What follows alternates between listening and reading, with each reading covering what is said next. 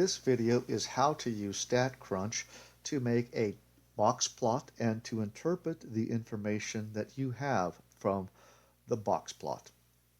So what you see here is a list of heights of men that was taken, and just we randomly measure their height in inches. So, and the data is ordered from the shortest person to the tallest person. So my tallest person is 76 inches. Oops. And the shortest person is 58 inches. Now, what we would like to do, make a box plot.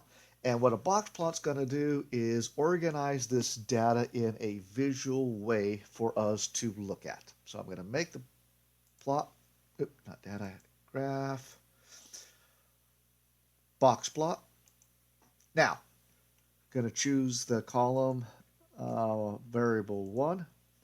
One thing I'm going to do is unclick this. We'll talk about this later, but I want to include all of my data, and I'm now going to make my box plot. So when I scroll my mouse over the box plot, I get these important values here, and I'd like to talk about what those mean. So let me pull those into another software. Okay, so what does all this information tell me? So we're going to start off with the median, and I assume you've watched the video on what the median is. So I have a median of 69, and that's that value right here. Oops, it's not exactly writing nicely. I'm going to write it over here. So 69 is the median, which is the center of my data. Now, this plot here, from here to here, is half of all my data. So 50% of my total data of all the men's heights that we measured are in between this upper and lower amount. And we're given that lower amount, Q1, as 67, and Q3, the upper amount, as 71. So, what I'm interested in is the difference between these two numbers here. So, 71 minus 67 equals 4. What this is called is our inter-quarter range. So, this tells me that I have a group of men whose average height is 69 inches, or again, that's the median form of average, and that half of all of the men measured will have a height within 4 inches of each other. That's an important information. That tells me how close all of their heights are. So 50% of the men all have a height within 4 inches of each other, and with a median of 69. Now, it's important that you don't assume that this always is going to be split nicely in half, because my data may not be symmetric. This data is fairly symmetric, so it does look like it's 2 above 69 and 2 below 69, but it does not have to be that way.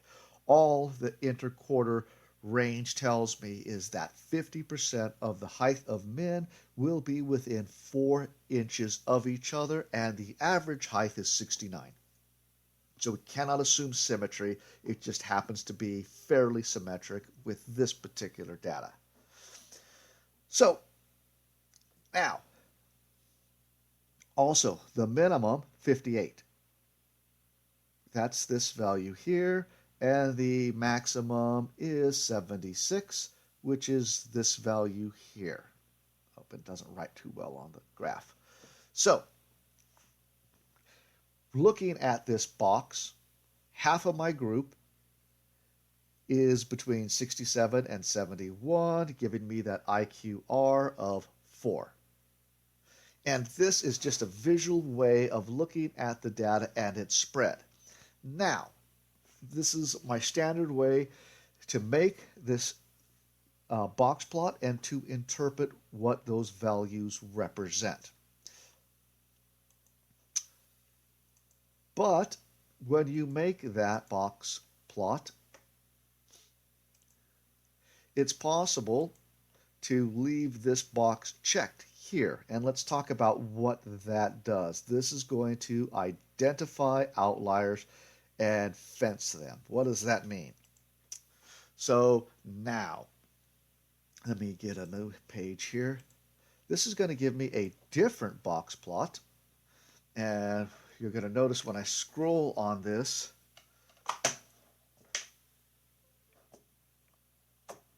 things change a little bit.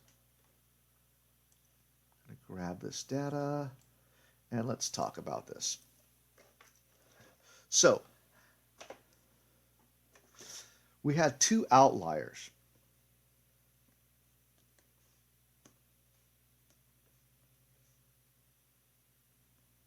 And they are this value and this value.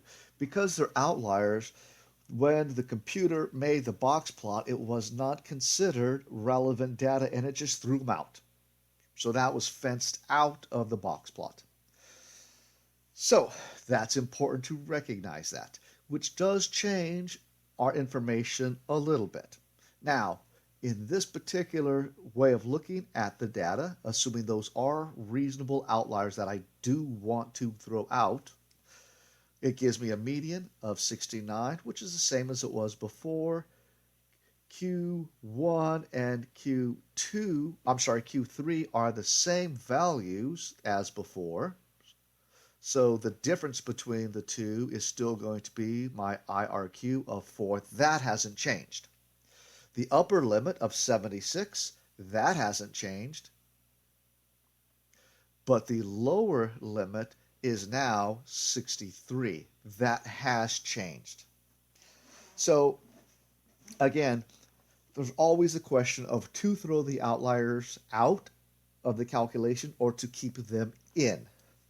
Right now, you should keep the outliers in until we talk further about when to throw outliers out.